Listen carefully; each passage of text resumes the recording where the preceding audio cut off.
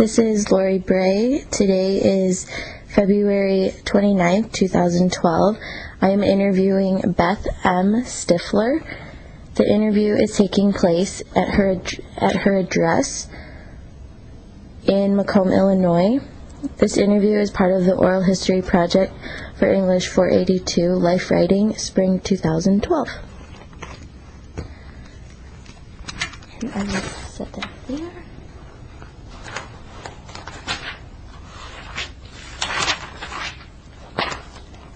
And our first question is, what was the name of the lab school when you taught there?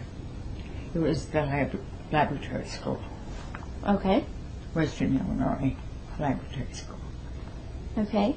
What were the rules like at the lab school?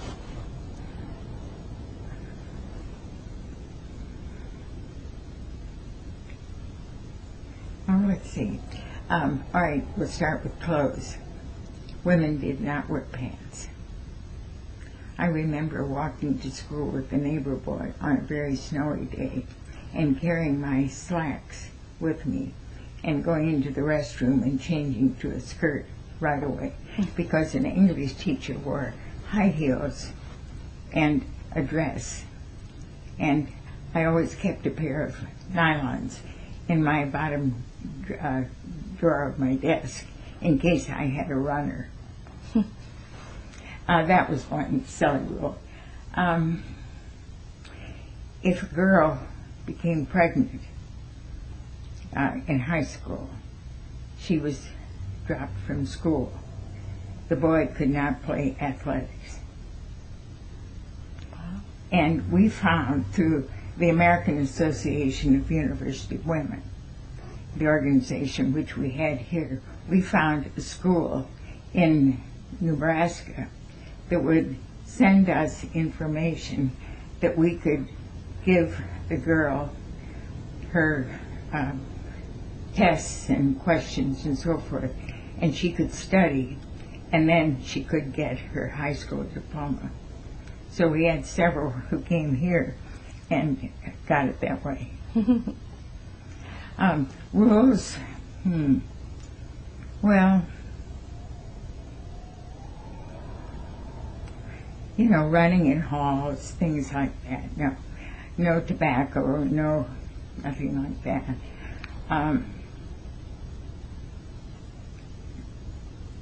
Not any fraternization too much in the halls. People had to be in school on time. It was not a rule-oriented school. In fact, when there were infractions, that was dealt with at the time. But for the most part, there were not a lot of published rules. I don't know, is that helpful? Oh, yes. What years did you teach at the lab school? Oh my, I knew you were going to ask me that. I should have looked it up. That's okay. Well, let's see. I began in, I think, 1952. And I taught until the lab school closed and then went to the English department. So that might have been about 1973. So I suppose I taught some 20 years in lab school. Yeah. I saw some pictures. I went through the archives of the library and the yearbooks. Oh, yes. And I saw you in a couple. Yeah, in a couple, but I didn't know how far back they went. Yeah. So, what was the lab school like as far as, what the students did and sometimes what you taught? Well, it was a very interesting place in this respect. The principal made very sure that he was able to get students from all walks of life. In fact, he did not take what would probably be considered the top academic students necessarily. We had some kids who were very much disadvantaged. We had some who were physically impaired. We did not have many students who were not white. I think only one black student that I recall. As far as girls and boys, I don't think they worried much about that. But the students, the point of the whole thing was that the students would be taught so that they could go as far as they were able to do. And not so much that they, first of all, had to be, really bright students, but they were supposed to be in an environment where they could accomplish things. So that was probably the best description I can think of the students. Now, we did have some students who were very, very good students and have distinguished themselves.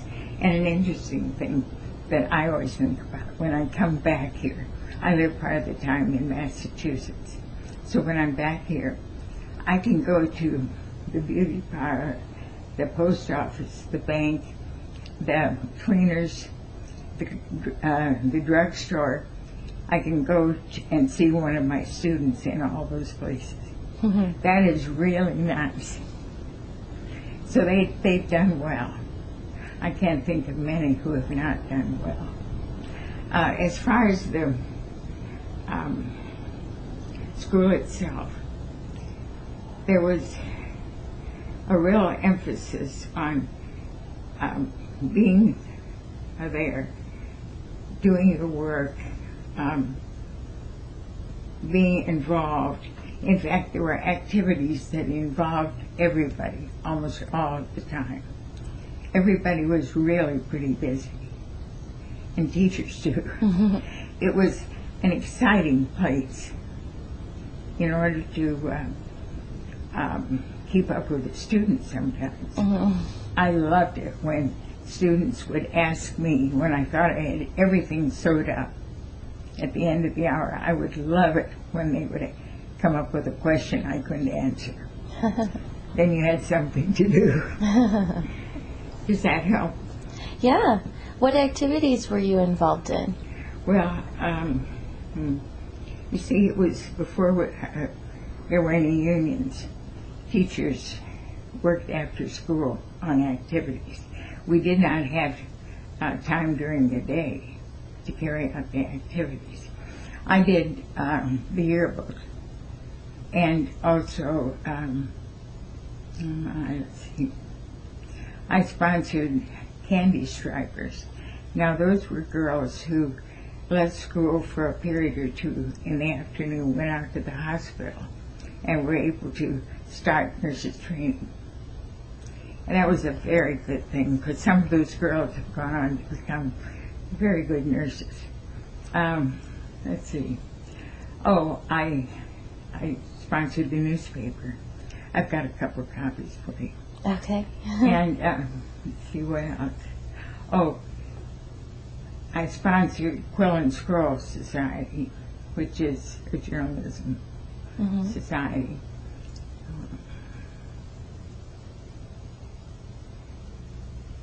Oh, one thing that we always had to do, well, not every teacher, but most of us had to sponsor classes.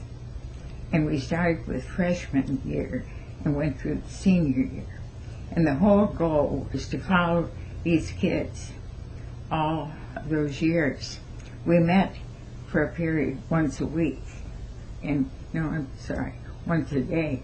We had a period for them in which we had to have some kind of program going.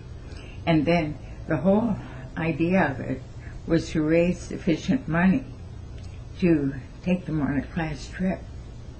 And so one of the class trips, I took 60 students to Washington, D.C., and to spend 3 or 4 days. Now, today you wouldn't do that. There'd be too much liability. When I taught 8th grade, I took them to Springfield, to the Lincoln various memorials. Mm-hmm. And we spent a day with the legislature. See what else we do. I'll think of it after you leave. So what grades did you teach? Well, I started out in a very, I was not planning to do this, but they needed a teacher in second grade. And I had not been in second grade, a classroom, since I had been there myself. And I was scared to death to teach reading to little kids. But anyway, I worked with a very wonderful teacher. And this teacher taught me a lot about what you do to become a teacher, because I had gone to a college where I studied liberal arts, and I had not had an education course. But I learned a lot from her, including how to do a lesson plan.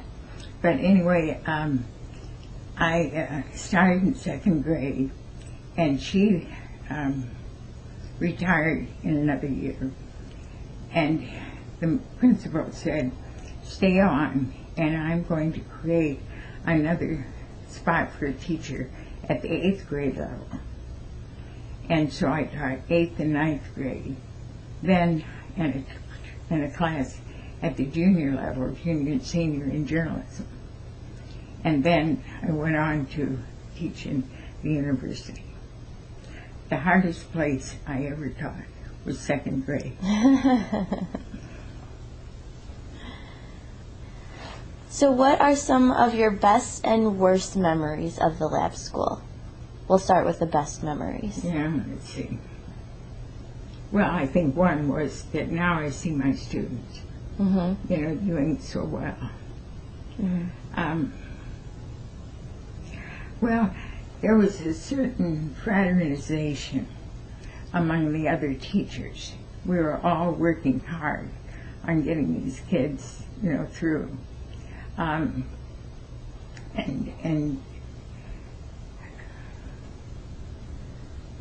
through some tough times, because in the 70s we had some problems in the area. Maybe you've already touched on those. Have you found anybody who told you about it? We had a couple people take us around the lab school of what it looked like, and they shared a couple of their personal stories, but... Can you tell me who they were? I actually didn't write their names down, I'm sorry. Well, I wondered if they, could... You see, there was a sit-in. Oh, okay. No, we didn't talk about that. Well, I don't know whether you will want to include that. Well, it's part of what was going on. Mm-hmm. So, I don't know. It was a time when, it was generally the hippie generation. There were some real problems about minorities and that sort of thing. And it was a little bit hard to deal with the problems without making sure that the kids were seeing it the right way. Probably you're not going to want this, but we also had to deal with problems with drugs that were coming in. Mm-hmm. And, some fairly serious problems. Off the record now.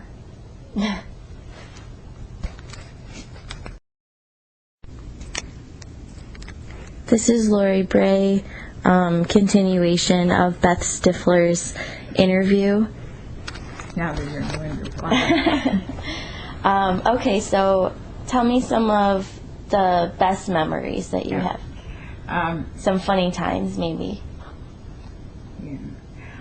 Oh, yeah, you probably will like this. I was teaching an 8th grade class, and there was a movie in town. It was Hamlet. Richard Burton did Hamlet in his regular clothes that he would wear in rehearsal. He was not in costume. And so it was sort of kept from kids going to the movie was only for adults. And one of my students came in one morning and said, "Mrs. Stiffler, I went to see the play last night, or the movie last night." And I said, "You weren't supposed to go." And she said, "I know, but I snuck in, up in the sound booth." And I said, "Well, how was it?" "It was wonderful." She said, "Is the book out yet?" I thought that was quite good. I always remember it.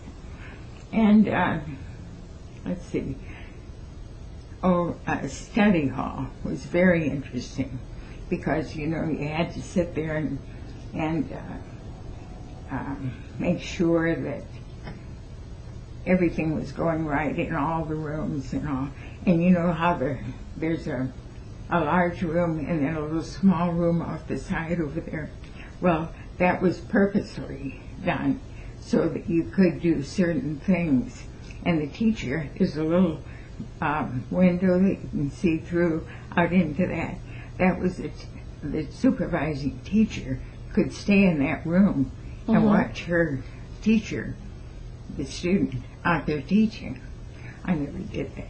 I thought they were spying. Anyway, the interesting part of that, I was doing study hall on the second floor, and the biology lab was down a couple of doors. And I am deadly afraid of snakes. And I conducted the whole study hall with the snake wrapped around the bottom of my chair. It had gotten away from the lab, and the students knew it and did not say anything. Oh, no.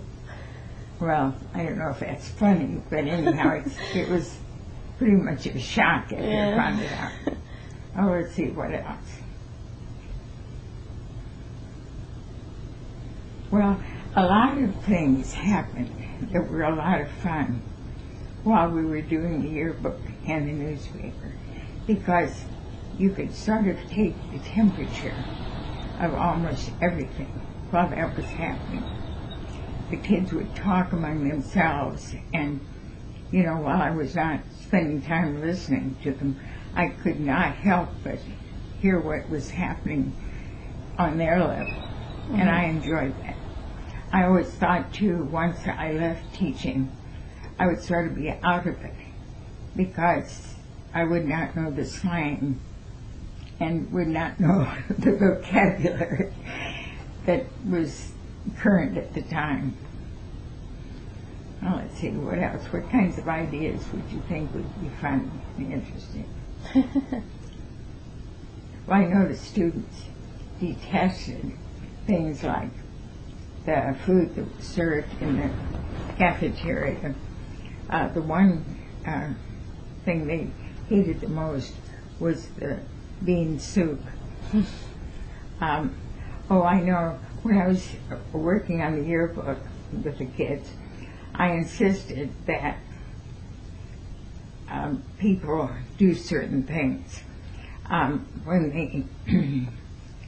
When we photographed the band or the orchestra, I wanted to make sure that the people were all wearing dark socks instead of white socks, because white socks, that was the big thing. And it was very difficult. I always took an extra pair along in case one kid did not wear them. Oh, another thing that you'd probably like, the faculty, women, always played the high school senior girls in basketball once a year. And this was torturous because, we were out of shape and we were not doing that kind of thing. And I have something, I wonder where I was going to take it out to one of my friends who's in the nursing home retired.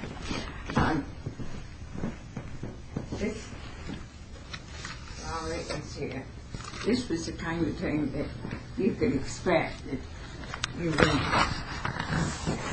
I was going through some old stuff.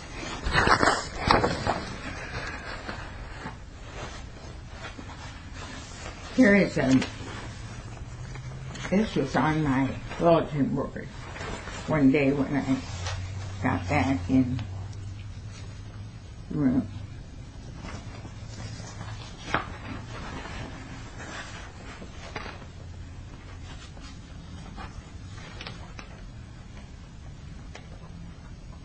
Oh no.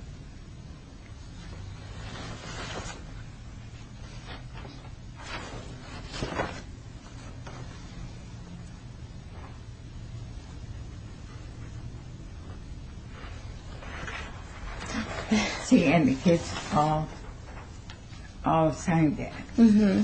However, then you didn't read the last page. Oh.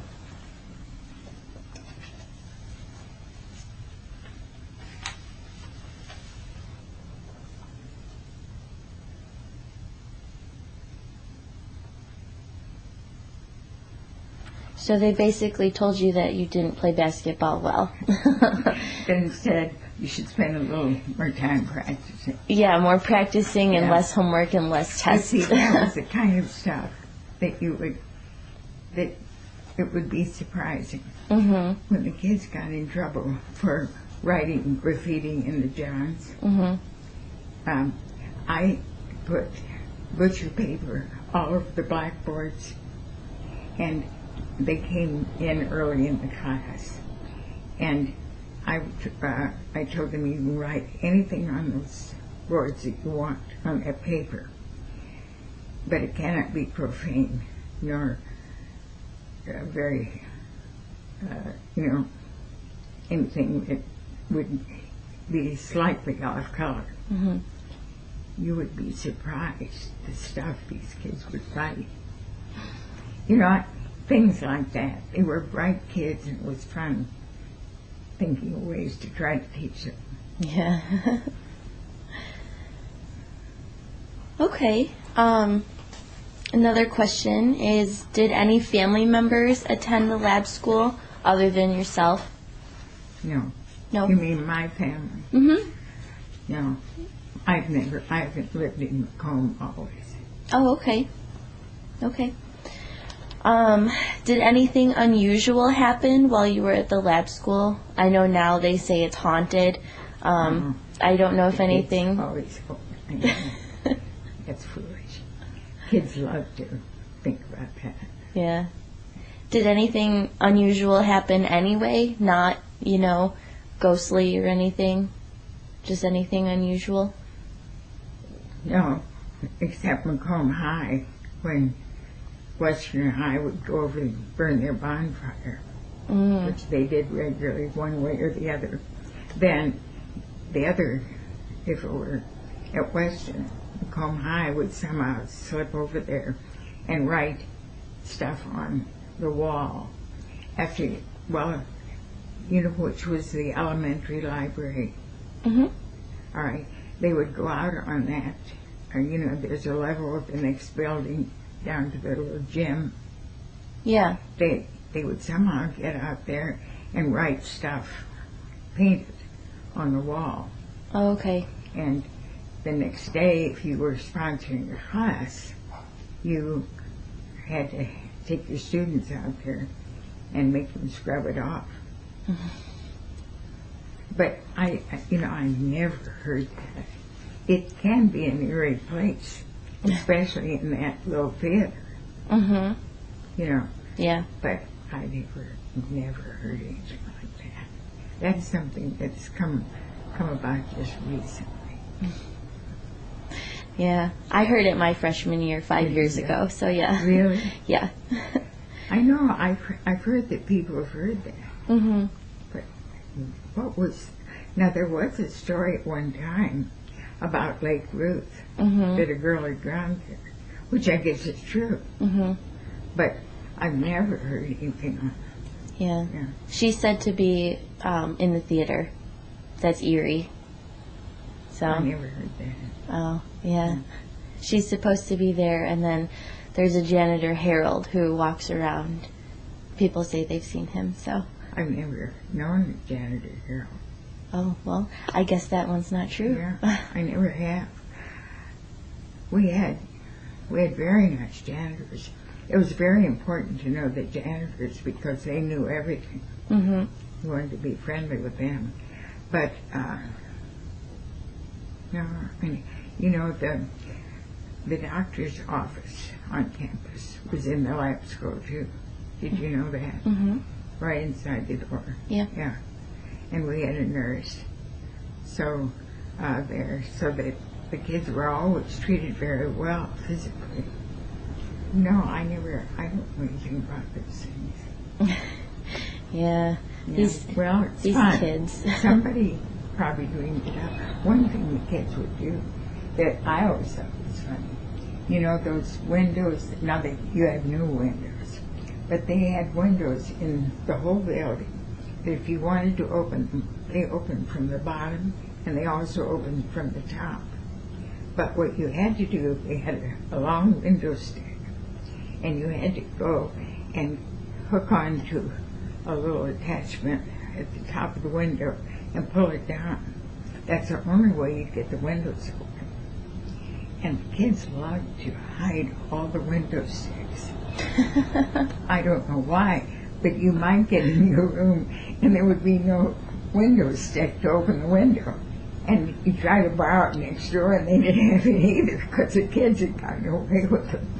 That was the kind of thing they did. Very funny little odd things. Yeah. Another question is, how do you feel about the lab school being turned into the English department of Western? It was the best thing that could have happened. Why?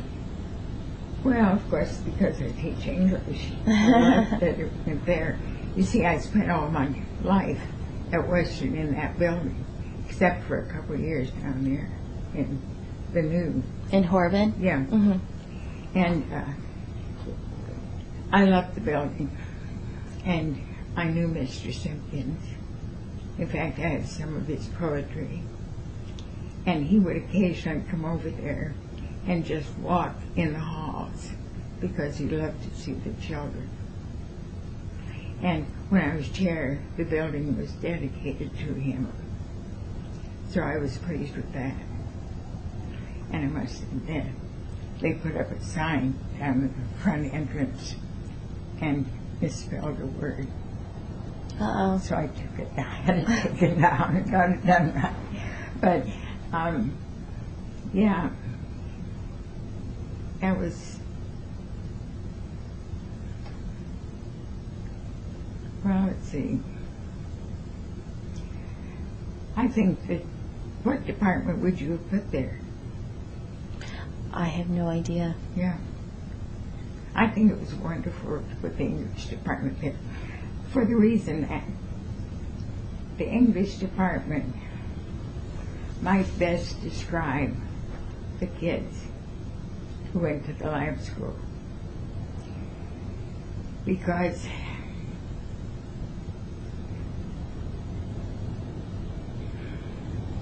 all of the possibilities that you can expect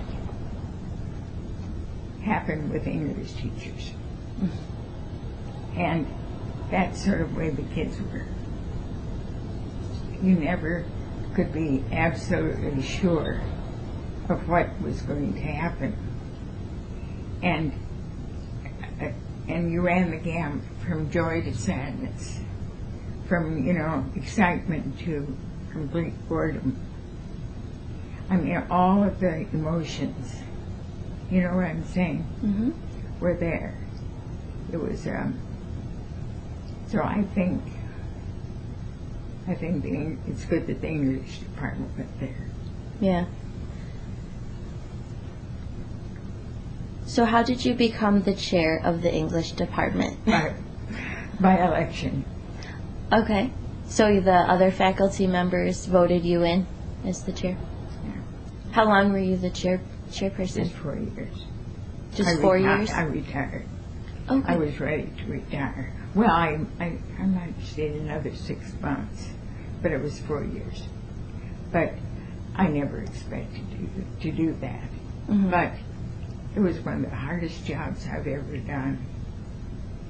because when you deal with English teachers in journalism, I put them together, you're dealing with a crowd of very bright people. They know all the plots. You know what I mean? And so you're constantly on your toes if you chair that department. But it's very rewarding in many ways. And I was glad that I could do it. Good. Have you lived in Macomb all your life? No. No? Northern Illinois, Chadwick, What County. What did you do before you taught at the lab school? Well, we came to Macomb in 1950, and I started to teach in 1952. So, and that was my first teaching. But prior to that, we had lived in southern Illinois.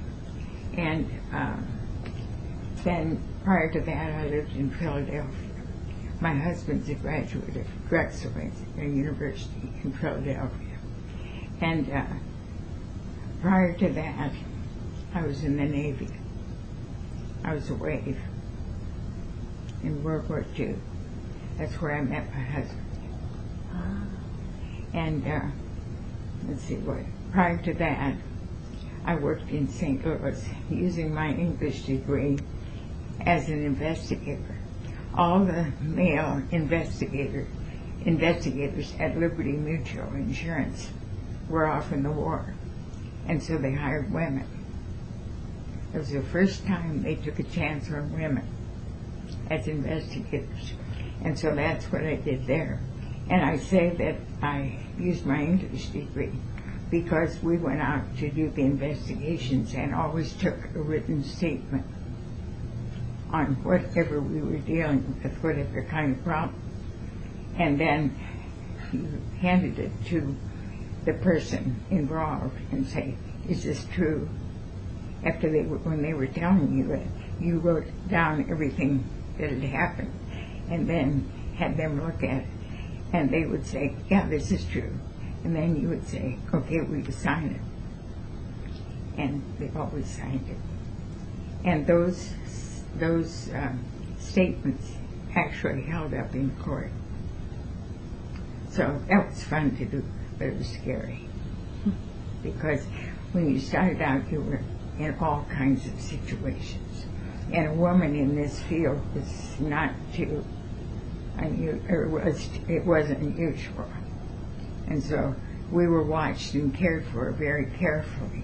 We had to call in to the supervisor every so often to be sure we were all right, because you can go to some parts of St. Louis that are a little scary.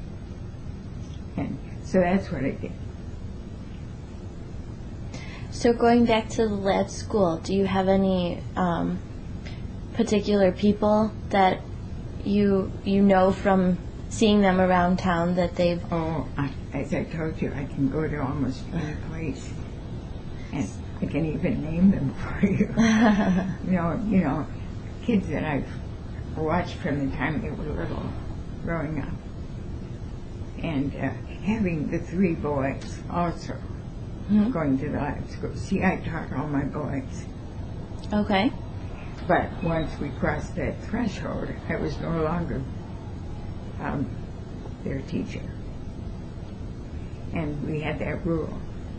And, you know, if I were going to give a test the next day, or a quiz, I couldn't give them a bad time if they weren't studying.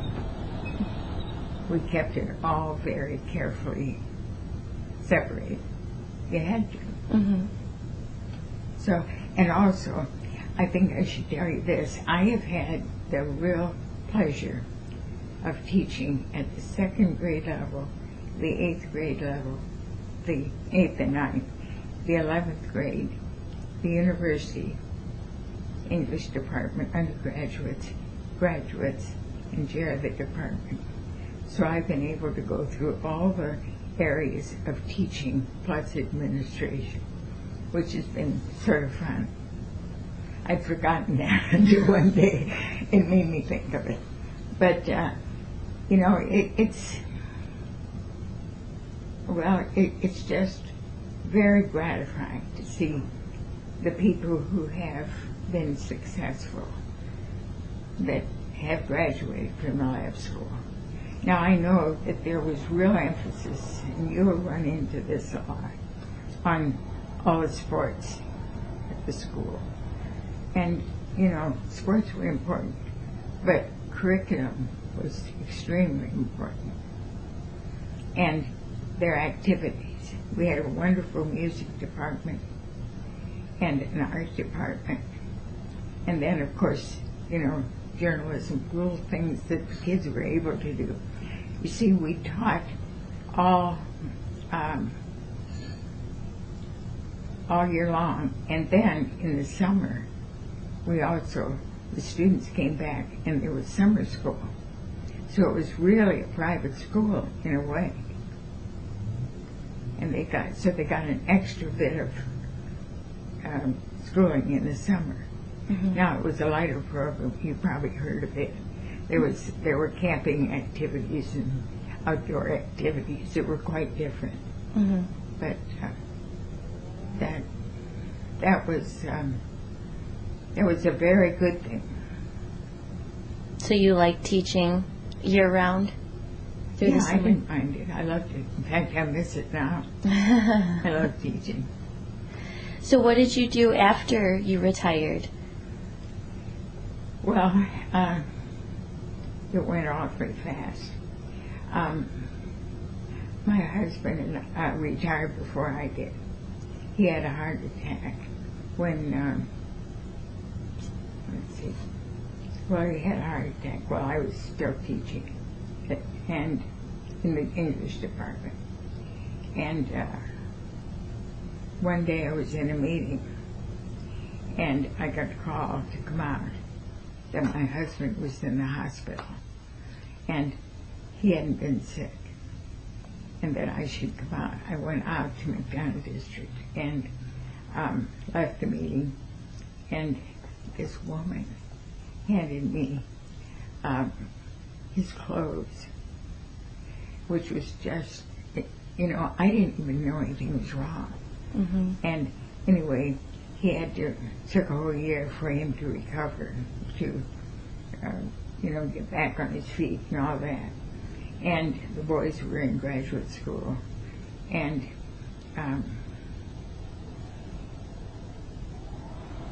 it was kind of a sort of a tough time for a while.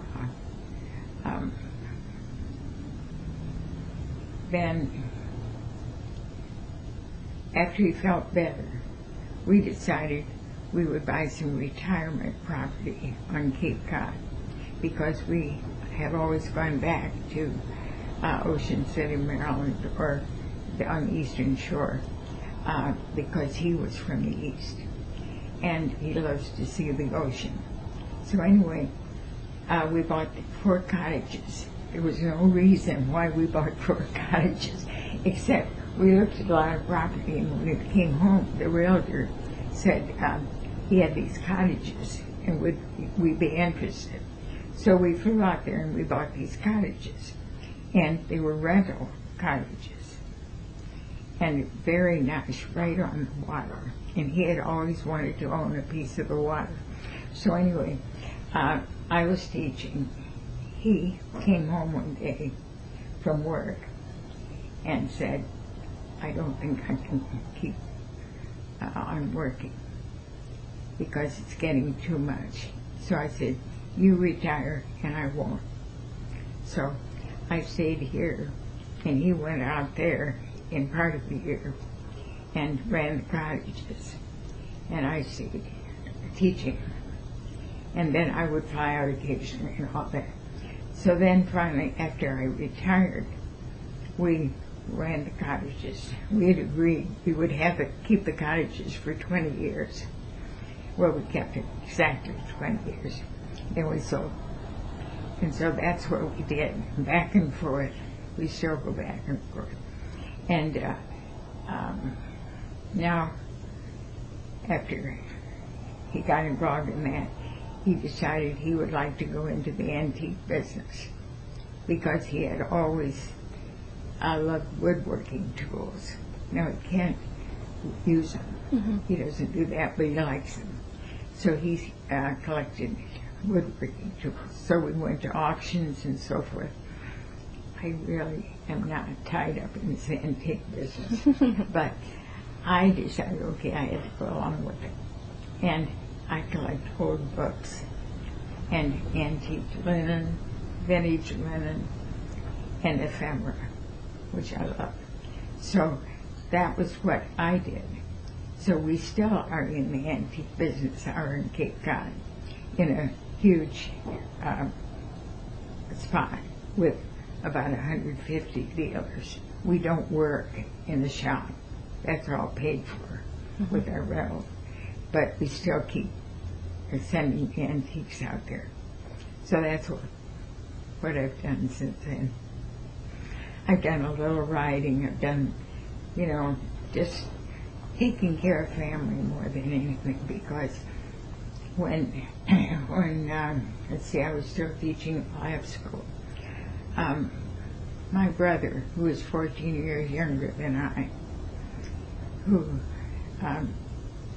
was with NSA as a cryptographer in Washington, he was killed, and he had 3 sons.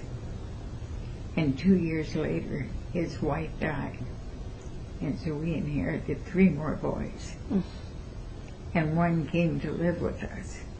So we had Tom here from the time he was 10. And so that took another dimension. He went through the public schools and went through Macomb High, and then Illinois Wesleyan, and then the New England Conservatory. He's a drummer today with the Cedar Rapids Symphony, the head percussionist, and teaches privately. The other 2 boys are in business, doing very well. But that took a different kind of thing that I had to do. When you said, what did you do? Well, there wasn't much time to travel or do anything like that. Mm-hmm. But it's been worth it, because Tom has 2 little girls, and the other 2 boys have children. We see them all, and since there are no other parents, we aren't parents, but we sort of fit in for that. Well, that's really nice. But that's what I did. So there wasn't much time for some things. But I've always watched their English papers, and also our one son is a professor of English out at Tufts University, north of Boston. And so I kind of live vicariously through him as he's teaching. Well, that's all of my questions. Is there anything you want to add about the lab school? Well, it was a really, let me see, I've got some stuff that I've been putting together, not for you especially, but it might be helpful in your seeing what,